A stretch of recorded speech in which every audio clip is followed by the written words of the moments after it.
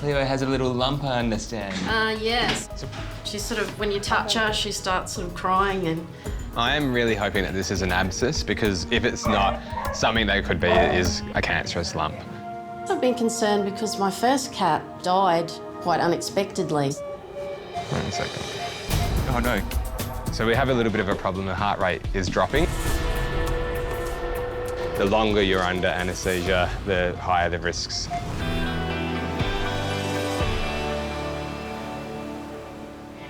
Are they here now? Yeah.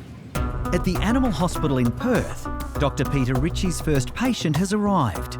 Tabby cat Cleo with his owner Cheryl. Hi, Cleo. Cleo's about 1.5 years old now. I got her as a kitten. She's a really lovely cat. She's really friendly and really affectionate. I really love her a lot. But Cleo has suddenly developed a worrying lump. Hi there, how are you going? Hello. My name's Pete, nice to meet Cheryl. you. Nice to meet you. We've got Cleo in here, I believe. And Cleo has a little lump, I understand.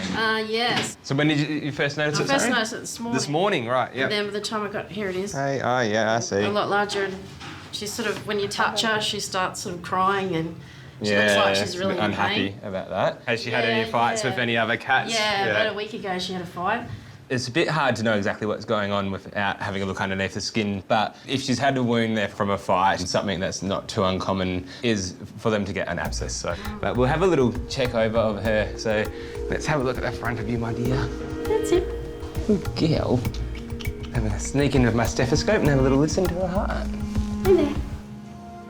I've been concerned because my first cat died quite unexpectedly. So when I noticed this large lump growing on her back, I thought, I better take it to the vet straight away. Ideally, what we would want to do with her is give her an anaesthetic so that we can have a look at that lump a little bit further. I am really hoping that this is an abscess, because if it's not, something that could be is a cancerous lump. The main thing that we want to do today is investigate a bit further, make sure that what we're dealing with is actually an abscess, and if it is, clean it out as best as we can. Cleo's such an affectionate cat. I really love her. She brings so much joy into my life, so I really get concerned when she's not feeling well. That's a girl.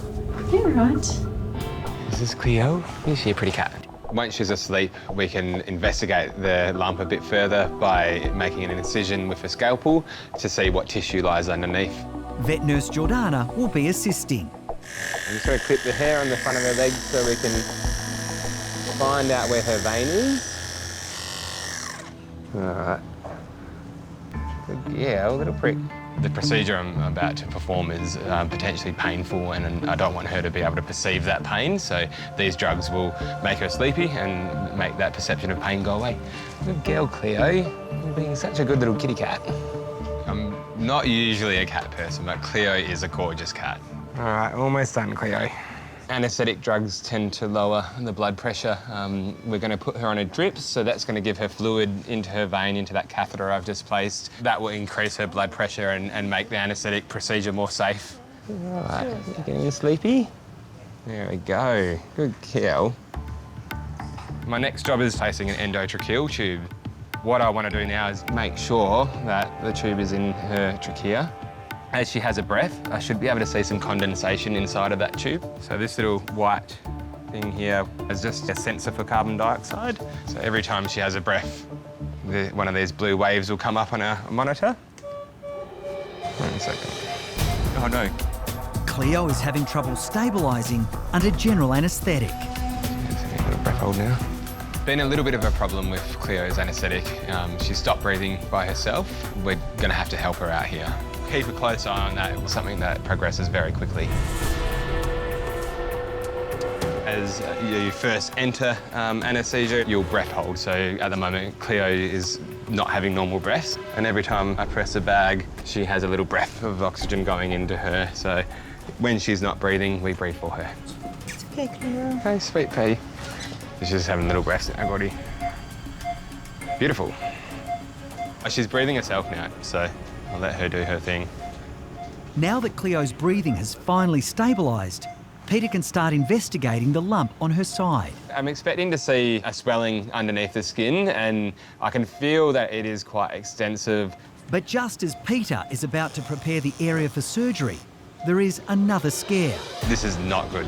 Little Cleo's heart rate starts to drop. She has got a little arrhythmia every now and again, but I think it's respiratory associated.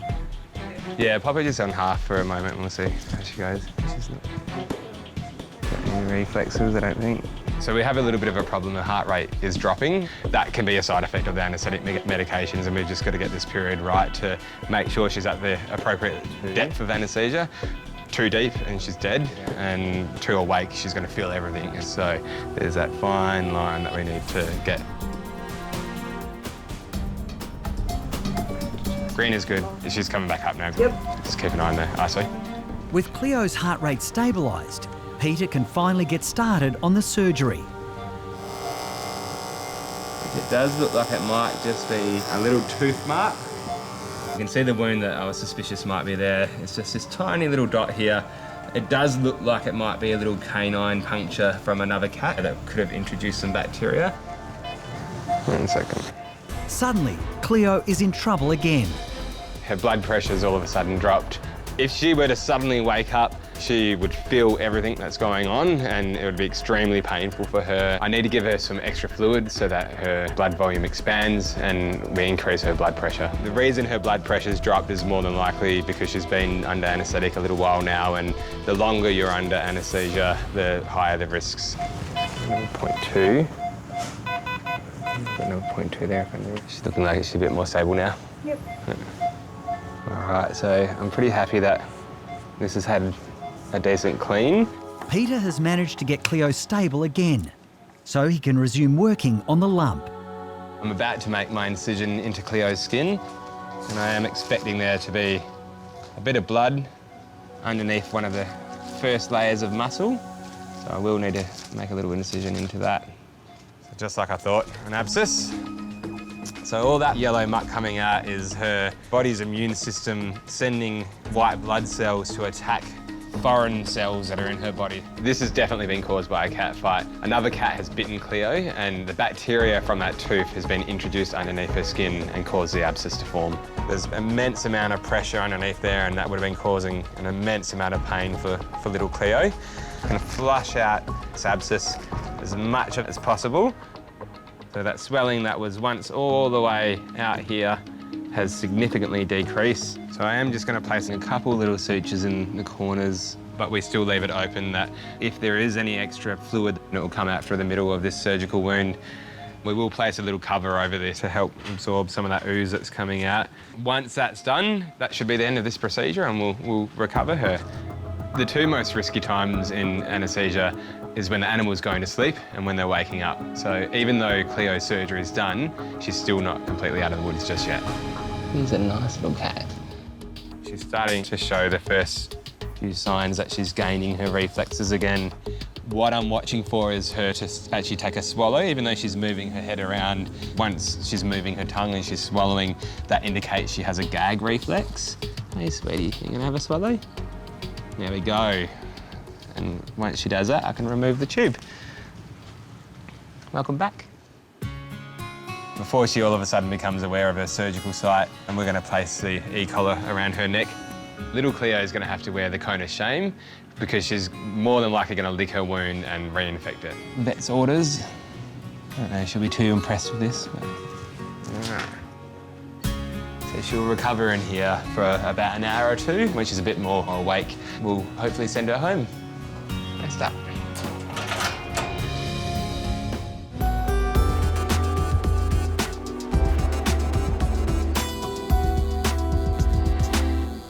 Look who's here, Cleo, it's okay.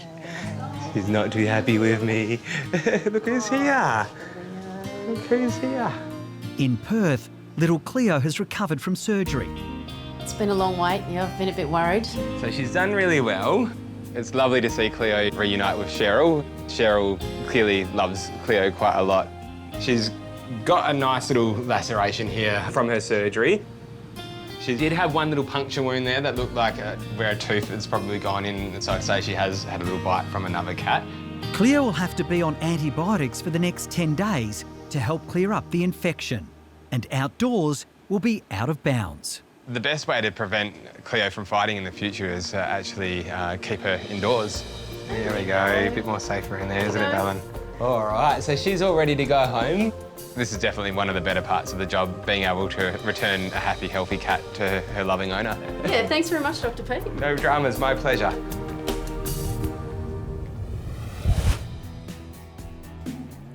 Hi, I'm Dr. Danny. If you enjoyed this video, then please remember to subscribe to the Bondi Vet YouTube channel. Click on the screen now to continue watching more great content.